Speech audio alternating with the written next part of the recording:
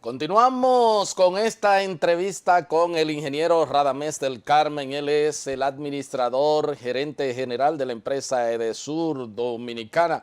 Bueno, para un poco concluir ya con esto y pasar a otros temas, bueno, las cosas pueden llegar ya a la meta de ese 15%, promedio más o menos de la región, pero bueno, la sostenibilidad de eso en el tiempo, o sea, la fortaleza institucional para que después venga otra persona y no destruya, no se caiga todo eso y vuelva otra vez a ser un dolor de cabeza. ¿Cómo se puede pues garantizar eso hacia el futuro? Sí, y qué bueno que me da la oportunidad de poder explicar eso, porque justamente es el corazón del Plan Estratégico Institucional de Edesur 2017-2020. Tiene 4 ejes. El primer eje, obvio, es el tema del servicio al cliente. Y yo que estaba en CDE y que he sido uno de los protagonistas del pacto eléctrico desde el lado del gobierno, sé la percepción que hay y que además soy cliente de Edesur y toda mi familia, todos mis amigos también son clientes y en el fondo tienen una percepción del servicio que se le da. Entonces, lo primero que nosotros nos planteamos es cambiar esa percepción y darle un servicio al cliente, que el cliente realmente sienta satisfacción y que sienta compromiso con el pago del servicio. Y ahí hay una serie de tareas y de planes que estamos haciendo y que ya empiezan a dar frutos. Desde, por ejemplo, que puedas tener tú el pago recurrente, que no tenga que estar pendiente de la factura, sino que tú entras a la página de Edesur, inscribes una tarjeta de crédito y eso se cobra mensualmente. Y tú le pones un tope por si tú estás acostumbrado a consumir alrededor de 5,000 pesos, decir, bueno, si llega más de 5,000 pesos, yo quiero que no me cobren automático, sino que me llamen. Todos esos temas nosotros los estamos trabajando y un tema de brigadas motorizadas con el tema del tránsito en Santo Domingo, es decir, y unas mejoras en lo que es la atención al cliente, la calidad de la gente para atender a los clientes. En ese tema estamos poniendo mucho esfuerzo. El segundo eje es el eje de reducción de pérdidas y te he contado todas las inversiones que estamos haciendo. Hay un tercer eje que para nosotros es fundamental, que es el que justo refiere, el eje del fortalecimiento institucional. Como estas empresas rotan mucho la dirección, yo siempre digo donde voy que soy el administrador número 13 en 17 años. Cuando uno divide 17 entre 13 te da uno y algo, poco. Es decir, en promedio un administrador no dura 2 años. Y cada vez que un administrador llega, cambia una parte de la dirección y viene con un librito nuevo. Entonces, estas empresas no pueden estar sujetas a esos vaivenes. Y nosotros estamos desarrollando un plan de ir documentando, de ir procedimentando y armando procesos y procedimientos y vamos a llegar al nivel de certificarlos, ISO. Okay. De manera que cuando alguien venga y quiera hacer algo distinto, está violando ya lo que son, digamos, las estructuras institucionales de la empresa y eso les sea más difícil. Y además el personal que está abajo tenga mayor, digamos, soporte para negarse a hacer lo que no está mandado en lo que es la parte institucional. Es donde yo creo que vamos nosotros a poder garantizar que a futuro no venga nadie a dañar lo que ya se haya logrado. Como consecuencia de estos 3 ejes vamos a tener el cuarto, que es el tema de la sostenibilidad financiera, aunque en ese eje también tenemos tareas importantes de reducción de costos. Nosotros tenemos costos que son a veces inexplicables, costos de alquiler de vehículos por cientos de vehículos alquilados, costos de pago de inmuebles que son eternos, es decir, yo por ejemplo no concibo que Edesur eternamente viva en un edificio alquilado, porque tú inviertes en una imagen corporativa que la sociedad se acostumbra a ver a Edesur y un día Edesur le puede decir entregue eso y se va a otro lado. Entonces esos temas nosotros los estamos mirando, los hemos planificado y junto al tema de servicio al cliente, la reducción de pérdida y el soporte institucional para que la empresa no esté sujeta al conocimiento particular de los administradores que la dirijan en el futuro, para nosotros ahí está, digamos, garantizado el hacer las empresas sostenibles y además que se puedan mantener en el tiempo. Bueno, las cosas van muy fácil ahora y las preguntas yo creo que también, además usted con toda esta experiencia que tiene, pero además ustedes también han tenido una especie de época de vaca gorda con respecto a la parte de la caída estrepitosa de los precios del petróleo y la reducción de los combustibles. Estamos hablando de lo que tiene que ver con la matriz que creo que alrededor de un 50%, ¿no? Sí, Que 50. todavía se mantiene a eso. Se indexa. Entonces, lo que nos quejamos nosotros, inclusive yo que soy cliente de Edesur, es que no sentimos eso ni nada por el estilo. Y entonces he entrevistado a la gente de la DIES y dice, bueno, con todo eso y también los malos no somos nosotros, también por qué las distribuidoras no han aplicado, no han llevado eso, esas reducciones. ¿Hay alguna razón que explique eso? Sí, desde luego. Fíjate que el sector, el Acuerdo de Madrid se firma en el año 2001 por 15 años y terminó en agosto y septiembre del año 2016. Sí. Y todos nos hicimos expertos en saber que mientras más subían los combustibles, por la fórmula que se aplicaba había uno de los crímenes más grandes que se ha cometido en este país, ¿no? Y el gobierno aún así honró todos sus compromisos. No hay un solo dólar de toda la deuda que se generó con los generadores, entre las distribuidoras y CDE con los generadores, en ese periodo que no se haya pagado. Y si no se ha pagado, se pagan unos intereses, queda creo que algo muy poquitito, menos de 50 millones de dólares tal vez.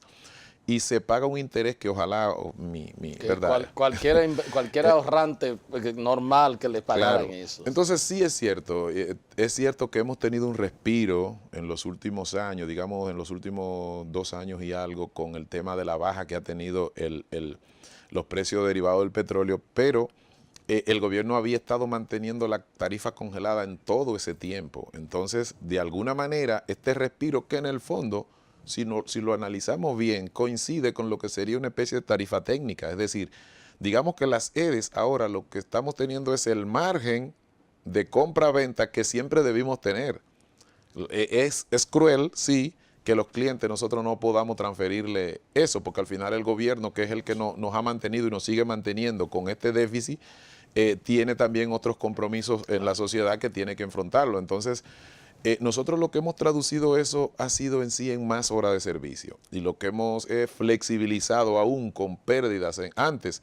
Para que un circuito fuera 24 horas tenía que tener pérdidas de 15%. Entonces tuvimos que flexibilizar eso para darle un poco más de energía a la población mientras ejecutamos los proyectos de reducción de pérdidas que ya con medidores prepago y medidores de telemedición hacemos que la energía esté segura y los circuitos sean 24 horas sin mayores problemas. ¿Qué ha significado como ahorro, sobre todo para el sector y para Edesur en particular, esa reducción de los precios del petróleo? Por primera vez en la historia del sector, el margen compra-venta fue positivo. En el año 2016 hubo 170 millones de dólares de margen. En el margen compra-venta, es decir, lo que me costó la energía versus lo que cobré. No estamos hablando que luego cuando tú incluyes las inversiones, los gastos y demás, terminamos deficitarios y el Estado, el gobierno compensa el resto. En el caso de Edesur en particular, tuvo un margen positivo de 70 millones de dólares al cierre del año 2016. Yo creo que es una buena noticia porque si nosotros bajamos del 28.7 a 15 y ya teniendo un margen de 70 millones de dólares, solo con reducir las pérdidas, Edesur sería capaz de llegar al equilibrio financiero y de no tener que requerir fondos del gobierno, del gobierno central para sostenerse. Y fíjate qué tan cerca estamos, porque con este plan institucional que estamos ejecutando de 4 años, a cierre del año 2020, Edesur puede ser una empresa rentable y estatal. Sin embargo, una de las peticiones de los reclamos, y creo que dentro de la misma discusión es del pacto de el sector privado, es que Edesur sea transferida al sector privado. ¿Cuál es su posición en ese sentido? Bueno, yo entiendo que aquí no hay inocentes ni culpables. Y si vamos a hablar de culpables, todos somos culpables. Porque acá este sector ha estado en manos del sector privado, las empresas de distribución, de hecho, de este hasta el año 2008, por ahí. Sí. Y bueno, los resultados todo el mundo lo conoce. En el periodo que más se han reducido las pérdidas probablemente hayan sido en estos últimos 4 años, que de 35.6 bajaron a 31.7 y aún así no se tenían las inversiones, digamos, las inversiones que debimos tener. Nosotros, por ejemplo, para este año ya las 3 sedes invirtiendo todo el financiamiento que tenemos logrado, las pérdidas no serían menos de 3%.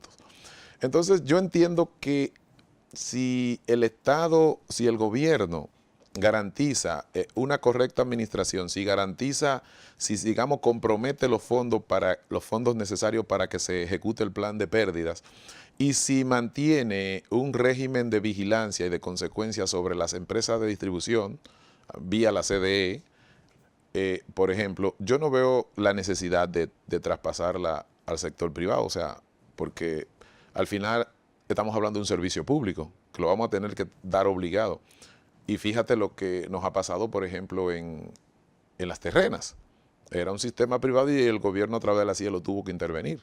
Entonces, en el fondo, estamos hablando de servicios públicos que además, en el caso del alumbrado público, son parte de la seguridad del Estado, la seguridad. Y fíjate, con el tema de cómo tenemos ahora la sensibilidad con la seguridad ciudadana, el tema del alumbrado es un tema vital y es un compromiso que está garantizado en la Constitución. Entonces, a mí me parece que si podemos desde el gobierno tener empresas distribuidoras como nosotros vamos a hacerlo en Edesur en un periodo como el que hemos hablado, no vería la necesidad. Podemos ver ejemplos alrededor de acá de América Latina. Todos fuimos nosotros a ver a EPM, y EPM es una empresa pública de Medellín que le da al gobierno municipal, que allá es el municipio el dueño, sí, 500 millones de dólares de beneficio al año, más que le da un servicio clase 1, clase A, o sea, clase mundial. ¿Cómo no? Un servicio referente. De manera que no habría necesidad. Entonces. Desde mi punto de vista yo no veo necesidad. Es cuestión de que el gobierno confíe en los técnicos dominicanos, que nos vigilen, que nos exijan y que nos dejen trabajar. ¿Cómo no? Mire, el tiempo se ha terminado, pero yo apelo tanto a la dirección del canal como a su capacidad de síntesis. Punta Catalina, la verdad es que ha estado sometido a fuego cruzado y todo esto. ¿Usted cree que hay gente molesta con Punta Catalina? Mira, Héctor, en un momento a mí alguien en esas discusiones del pacto me preguntó así, ya en un petit comité, me dice, Rami, si tú hubieras tenido interés en el sector eléctrico privado y ves que van a construir a Punta Catalina, ¿tú qué harías? Digo, lo primero es que intento de que no la hagan. Y si la hacen, digo, bueno, lo segundo es que intento que me la vendan antes de que la terminen. Por 2 razones básicas, 3 razones básicas te diría. Primero, porque obviamente Punta Catalina va a desplazar una serie de centrales que son ineficientes y más contaminantes, ineficientes desde el punto de vista económico, y eso es un hecho. Entonces, eso por un lado. Por otro lado, porque operar a Punta Catalina significa que tú tienes una herramienta en la mano del manejo del sistema, del tema de los precios, porque todos sabemos que cuando una planta eficiente sale, hay que sustituirla por otra menos eficiente, y esa menos eficiente fija el precio. Claro. Y lo tercero es que, vuelvo otra vez a lo mismo, el servicio de energía eléctrica tiene que garantizarlo el Estado. O sea, el Estado está obligado a garantizarlo.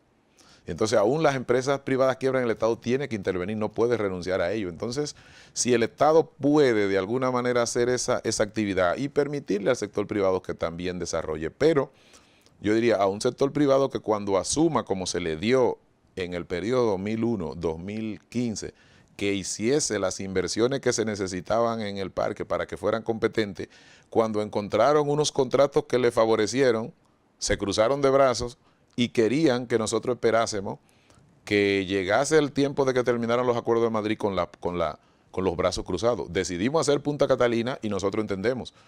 Yo pienso que ese fuego cruzado se debe a que justamente en los temas, en las discusiones que hemos tenido en el pacto, nosotros dijimos que el Estado va a terminar, que el gobierno va a terminar a Punta Catalina y que ya luego decidiría qué hacer con ella, pero que no la vamos a vender ahora, porque con lo cuarto.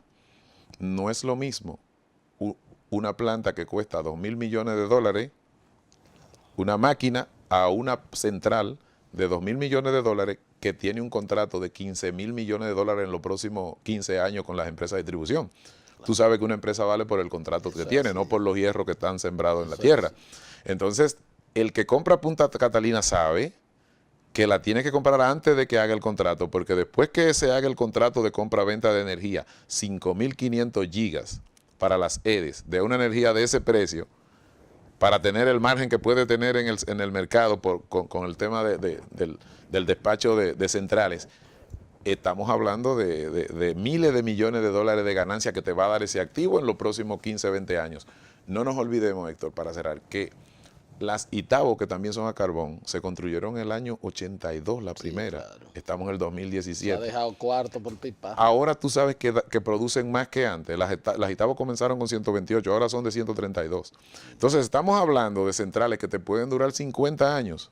Entonces no estamos hablando de cosas menores, estamos hablando de grandes volúmenes de ganancias que obviamente, si a mí me dan la oportunidad de hacerlo, o sea, el sector privado es así, o sea, pero el Estado tiene su responsabilidad. Hay tres palabras que se puede utilizar una de estas: obstáculo,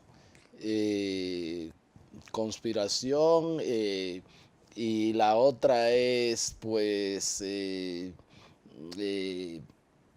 tratar de impedirlas. ¿Cuál de las tres tú crees que ha pasado en todo esto? Oye, solo con lo que se ha logrado ya, retrasarla, ya hay pérdidas por parte del Estado de más de 200 millones de dólares y ganancias de parte de alguien de más de 200 millones de dólares. Entonces, fíjate que lo último, creo que hoy mismo hay una marcha para que se detenga, es decir, no se va a detener el tratar de que Punta Catalina no se concluya. O sea, el objetivo es obstaculizarla, cerrarle el paso, porque entrando Punta Catalina, por lo menos salen 6 o 7 centrales inmediatamente, que Punta Catalina produciendo 600 megavatios en base a 7 centavos, como dijo el señor presidente, obviamente que nadie más tiene chance. Nosotros acabamos de hacer una licitación para sustituir el Acuerdo de Madrid y solo AES contrató, solo AES con Itabo 1 y 2, que el Estado es parte de ella, y el gas de Itabo. Todo el resto se quedó fuera. Entonces es obvio que si entra más carbón... Claro. O sea, de manera que sectores económicos del sector, o sea, agentes económicos del sector harían cualquier cosa para que Punta Catalina no entrara. Desde mi punto de vista, sí. Responsablemente yo diría que es un tema de sobrevivir. Pero nosotros tenemos una responsabilidad como gobierno y hemos hecho un plan institucional, no estamos jugando a la cieguita tampoco. Y nosotros la verdad es que el apoyo que nos ha dado el presidente y la determinación que tenemos, los que estamos al frente del sector eléctrico, Rubén, los administradores, apoyado por el señor presidente, es de terminar nuestro plan, que es cambiar la matriz de generación, reducir las pérdidas y hacer eficientes las empresas de distribución para que no haya ningún cuestionamiento sobre ellas, darle 24 horas a toda la población y que resolvamos de manera definitiva lo que son los problemas del sector eléctrico estatal. Le agradezco y le felicito por el amplio conocimiento que tiene y además por lo gran comunicador que es. Estoy medio asustado porque creo que cuando salga de esto usted podría entrar perfectamente a la televisión. Hay que recordar que estos programas están inmediatamente pues en Paso a Paso Canal, @Paso a Paso Canal, eso es en Twitter. Usted va a entrar ahí, va a ver esta entrevista. En YouTube tenemos Paso a Paso Canal de Noticias, y por si acaso usted quiere ver esta y otras noticias, el portal www.pasoapaso.com.do, ahí está. No hay manera de que usted se salve de no ver todo esto que se produce aquí. Gracias a todos ustedes por haber estado con nosotros y será pues hasta otra entrega de su programa de Agenda. Hasta entonces.